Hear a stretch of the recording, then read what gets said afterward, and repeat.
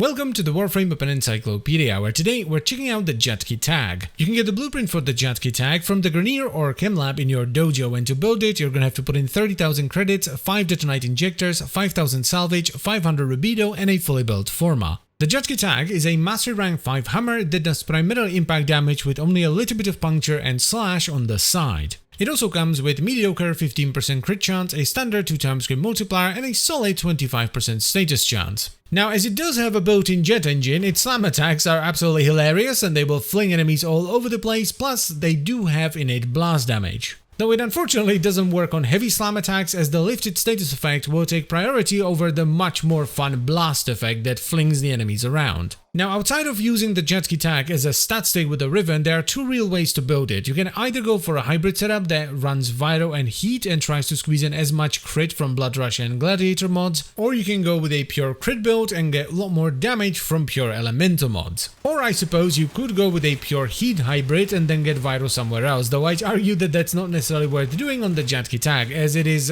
one of the least damaging hammers in the game. It's actually tied with the standard Fragger for having the lowest damage of all hammers. So I wouldn't just argue against the pure Heat hybrid, I would argue against hybrids in general and would stick to pure crit instead, as that will feel a lot better at the level that the weapon should be used at, which is right around level 70 or 80. I wouldn't go much past that because you start running into issues with Eximus units. Now, just in case you don't care about pure single target damage with the Jat Kittag, which you really shouldn't, you could also run the Jat Kittag specific Vulcan Blitz mod, which drops from Kyla the Thame. This mod actually helps AoE quite a bit, because hammers, as they are pretty big and they have quite a bit of AoE on their stances, have terrible follow through, so you lose quite a bit of damage as you hit through multiple enemies. So adding Vulcan Blitz to something like the Jat Kittag can really help with the AoE. It's just a shame that the explosion does blast damage, which is generally not great. Now, even though there should be some bias here, because, you know, if you look at my YouTube icon or my in-game glyph, it's an atlas with 2 Jat Kittags, I don't think I would recommend the Jat Kittag to most people. It's just not a great weapon. The only time I would recommend it is if you want to have some fun with Vulcan Blitz. That's pretty much it. Outside of that, it's pretty much mastery fodder. Or I suppose you could also use it as a stat stick if you have a really good Riven for it, because pretty much no one uses it, so it has always had good Riven disposition. Now, don't get me wrong, it's not that bad, right? It's pretty fast and it's a hammer, and hammers are really fun, so you can still go through the star chart with it, do nightmare missions, fissure missions, and even early sorties. But unless you just want to have some dumb fun with Vulcan Blitz, which, mind you, is a lot of fun on the Jat Kittag, or you want to use it as a stat stick, I don't think it's necessarily worth the resources, you know, the forma,